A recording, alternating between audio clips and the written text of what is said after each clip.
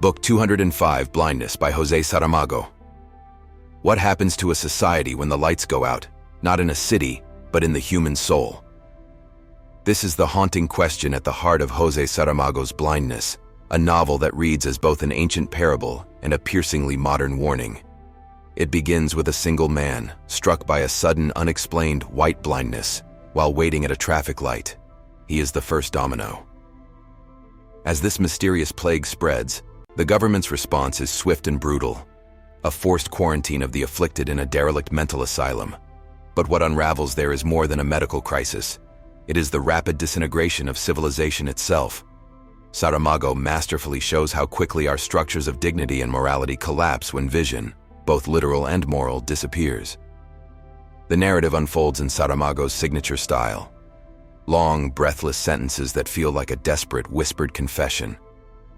Through this gathering fog, one extraordinary character emerges as our guide, the doctor's wife. She is the only person who retains her sight, pretending to be blind to stay with her husband. She becomes our witness, the story's moral anchor, and a flicker of hope in the overwhelming darkness. At a pivotal moment, she reflects, "I don't think we did go blind. I think we are blind. Blind but seeing. Blind people who can see but do not see." The line lands with the force of a truth you've always known but never dared to speak.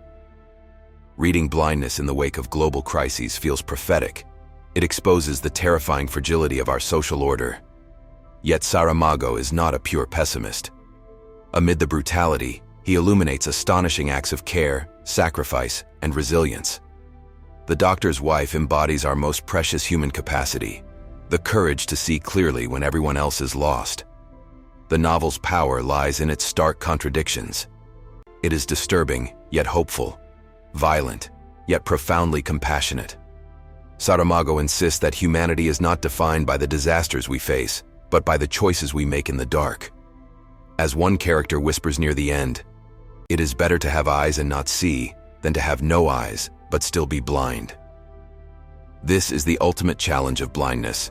If the epidemic is a metaphor for our moral and social paralysis, then the doctor's wife represents the defiant will to perceive truth, to act with compassion, and to remain human when the world has forgotten how.